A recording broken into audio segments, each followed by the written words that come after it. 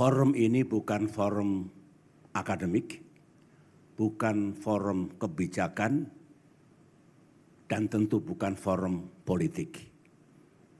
Tetapi saya sebagai mukadimah untuk memberikan semacam closing remarks, saya harus menyampaikan bahwa saya mendukung Presiden Prabowo.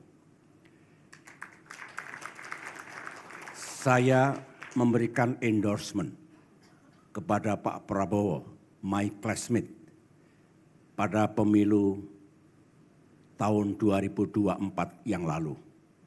Saya bahkan ikut berkampanye for him. Mengapa? Dan saya tetap memberikan pandangan-pandangan yang jernih kepada beliau hingga saat ini karena kita ingin presiden kita sukses.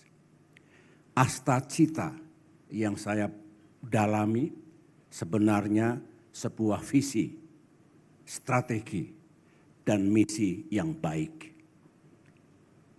Oleh karena itu, saya akan membantu dengan cara saya agar sekali lagi asta-cita beliau itu bisa dijalankan karena good for our people, good for Indonesia, good for our future.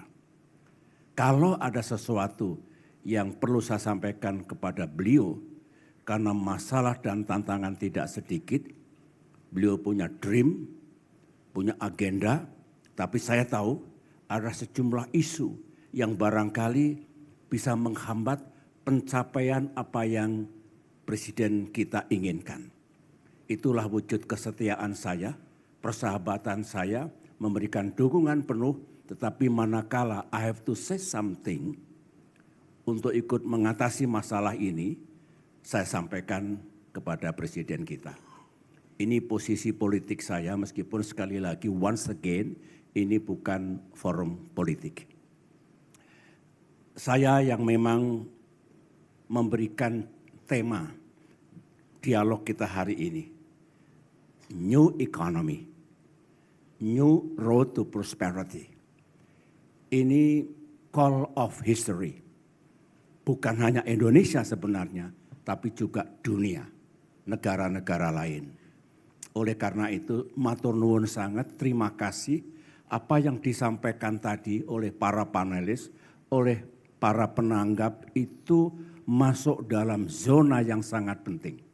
Kalau kita berbicara Indonesia masa depan, sebutlah Indonesia insya Allah menjadi negara maju di abad 21 ini. Saya belum berani mengatakan saya sedikit konservatif kalau 2045, which is 19 years from now, kita betul-betul menjadi negara maju. Saya punya riset, tetapi insya Allah kita menjadi negara yang jauh lebih kuat. Strong Indonesia, strong economy, strong democracy dalam arti yang positif, dan more advanced civilization. Nah, bicara seperti itu, saya menangkap tadi beberapa pemikiran bagaimana Indonesia itu menyeimbangkan kepentingan jangka pendek dan jangka menengah dengan kepentingan jangka panjang. Saya suka dengan isu ini. Memimpin negara tidak sama seperti menanam kacang tanah, 3 bulan panen. Politisi barangkali berpikir tiap 5 tahun. Negarawan berpikir jangka panjang. Indonesia someday menjadi negara maju if persyaratan ini dipenuhi. Kita membangun diri menuju masa depan itu dengan memastikan prasyarat untuk menjadi negara maju kita penuhi. Sambil kita mengatasi permasalahan jangka menengah 5 tahun. Presiden, pemerintah, parlemen dipilih setiap 5 tahun. Tidak salah kalau berpikirnya 5 tahunan. Dan itu to answer apa yang dirasakan oleh rakyat dalam jangka waktu 5 tahun. Tetapi pemimpin di seluruh tanah air juga punya kewajiban moral. memikirkan negaranya untuk masa yang jauh ke depan. Oleh karena itu, bukan hanya politisi yang kita harapkan makin hadir di negeri ini, tapi juga negarawan. Negarawan bukan hanya top position, kita semua bisa menjadi negarawan. Kalau betul-betul meletakkan, bisa dengan cerdas dan bijaksana, meletakkan kepentingan jangka pendek dan menengah, sekaligus jangka panjang. Nah, dengan mukadimah seperti ini, saya sebetulnya tidak ingin mengulangi apa yang disampaikan tadi. Banyak beautiful minds, boleh tepuk tangan, yang muncul di forum dialog ini. Saya berbincang dengan Pak CT, sahabat dekat saya memikirkan nanti Mbak Mira, kita bikin lagi forum seperti ini yang kita bisa berbicara lebih mendalam lagi. Memimpin Indonesia, memajukan Indonesia harus berangkat dari right thinking, deep thinking, and comprehensive thinking. And not only thinking, tapi juga memastikan bahwa kita bisa mengimplementasikan semua beautiful minds itu. Itulah manajemen, itulah domain leadership, itulah domain kebijakan, dan yang penting ada implementasi on the ground yang betul-betul semua sasaran itu bisa dicapai. Tidak at once, bisa 5 tahun, bisa 10 tahun, bisa 15 tahun. Itulah negara. Continuity, consistency, predictability, itu semua must be on board. Conversation seperti ini embrio antara akademia, policy makers, parliamentarian, private sectors, dan semua stakeholders. Kalau terbiasa seperti ini, akan hilang namanya saling salah menyalahkan. Ketika terjadi krisis 2008-2009 dulu, semua panik. Saya cemas, waduh, ini kok mengalami nasib 10 tahun sebelumnya, 1998. Saya belajar dengan cepat sebelum negara lain melakukan sesuatu. Ternyata kita jatuh betul 1998 karena SDM, selamatkan diri masing-masing. Tidak clear what the government wanted waktu itu. Leadership, vision. Itulah kita duduk bersama berbulan-bulan tanpa buzzers dulu. Tidak masuk media, tapi we did work terus menerus, siang dan malam. Hasilnya indah. Ekonomi kita hanya turun 1 tahun saja, dari 6% down to 4.6%. Setelah itu up lagi, tahun berikutnya lagi 6,1, 6,5 dan sebagainya. Artinya, thank you, in crucial things unity, togetherness, semua hasilnya nyata.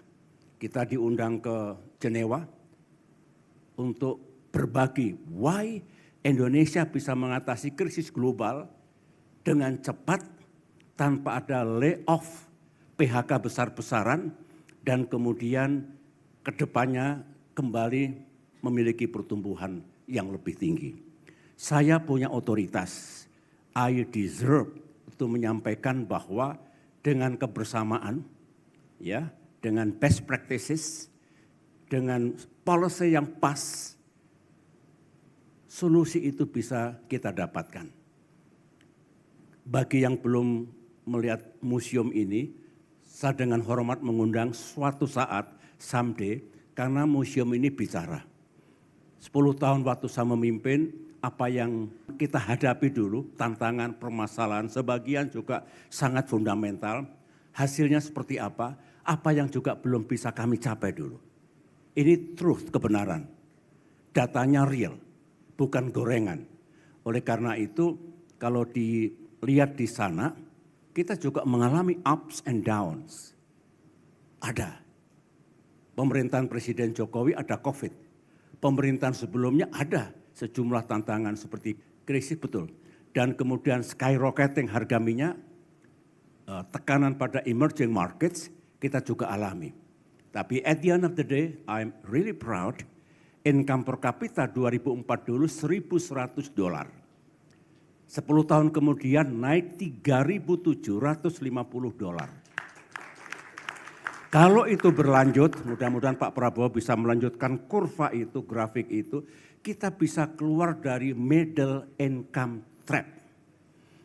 GDP naik 400%, per kapita income 350%, poverty down dari 19 ke 11%, unemployment down dari 11 ke 6%, rasio utang dari 56%, debt to GDP ratio tinggal 24%. I do hope saya akan terus membantu Presiden Prabowo agar beautiful curve itu bisa dicapai kembali sehingga mimpi beliau untuk ekonomi tumbuh tinggi 7, 8, 9% insya Allah menjadi kenyataan. Tetapi ingat, tadi dibicarakan, melihat ekonomi itu, saya belum memperkenalkan diri, saya tentara prajurit, 30 tahun masuk dunia itu. Tentu urusan perang, urusan strategi, urusan geopolitik. Tetapi saya juga mendalami ekonomi. S3 saya ekonomi, kemudian S2 itu di manajemen dan leadership.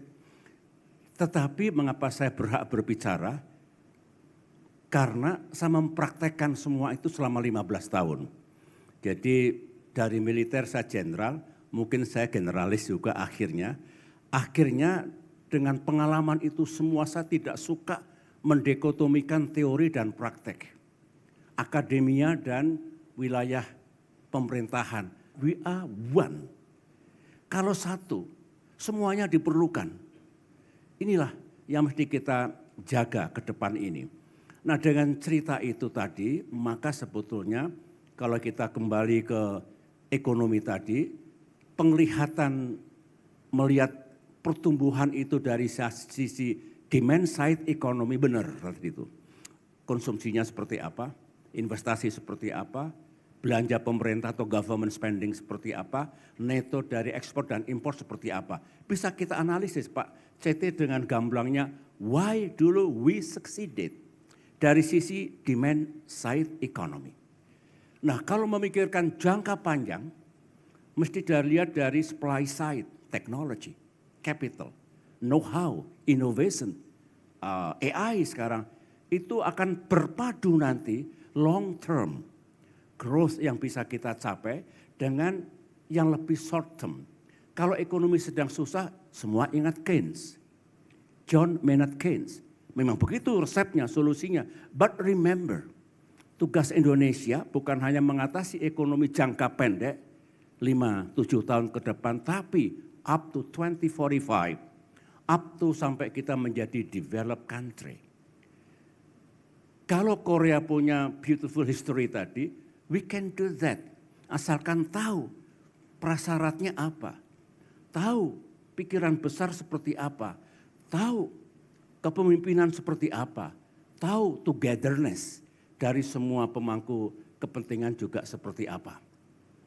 Itu menjadi menarik dan kemudian saya tetap mengajak kita semua memikirkan ekonomi seperti apa, bangun ekonomi seperti apa, economic policy seperti apa yang paling bagus untuk Indonesia. Today and tomorrow, berangkat dari pengalaman kita. Jadi forum ini bicara yesterday, today, and tomorrow. Semua penting. Semua penting melihat Indonesia progresnya dari masa ke masa. Indonesia dalam konteks dunia. Kita harus lihat itu semuanya secara utuh. Apalagi dunia yang makin mengglobal, makin terkait, makin saling tergantung. New economy banyak definisinya, tapi I do agree dengan semua tadi. Contohnya real sekali. Memang yang lebih mudah, new economy sepertinya ekonomi yang lebih mendayagunakan teknologi. Technology based economy.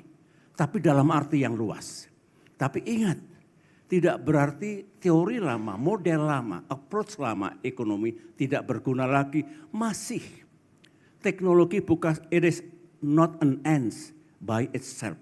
Dengan teknologi yang kita miliki, advanced technology, memproduksi barang dan jasa, cheaper, better, and quicker atau faster. Good, baik barang maupun jasa. Kalau itu terjadi, ekonomi akan berputar bagus sekali. Tolong diletakkan dalam konteks. Tidak perlu tadi Pak Emil, gimana stage kita ini, sudah di situ atau belum? Menurut saya sepanjang kita tidak meninggalkan logika, common sense dari ekonomi yang kita jalankan selama ini, itu tidak menjadi isu. Yang penting bareng-bareng kita, dan kita harus tahu Indonesia itu siapa. Where we are. Tidak mungkin kita mengambil model Jepang sekarang ini, diterapkan persis, atau Korea Selatan, atau China even, atau US dan sebagainya. Tetapi mempelajari negara lain, kisah sukses negara lain, harus kita bisa mendapatkan pelajaran, bisa menginspirasi kita. Contoh-contoh seperti itu penting, tapi kita jangan kecil hati, jangan frustrasi. Waduh gimana Pak kalau gitu masa depan kita, don't say that. Kita bisa, tapi harus selalu introspeksi, selalu evaluasi, mendalami kisah sukses ataupun kegagalan negara-negara lain.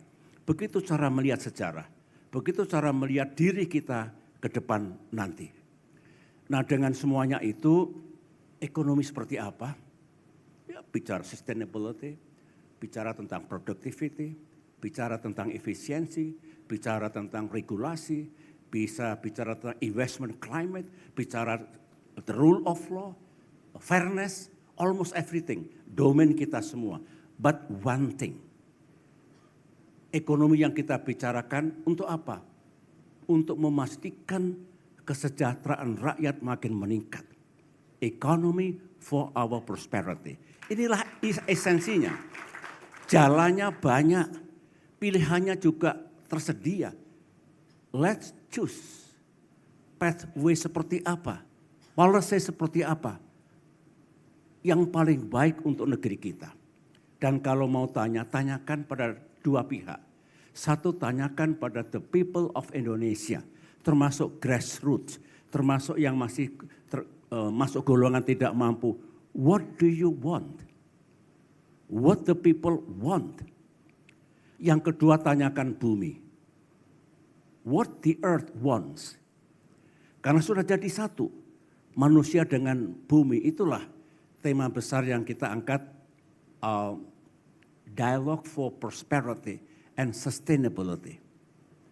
Saya punya mantra, punya tesis, saya jalankan 10 tahun.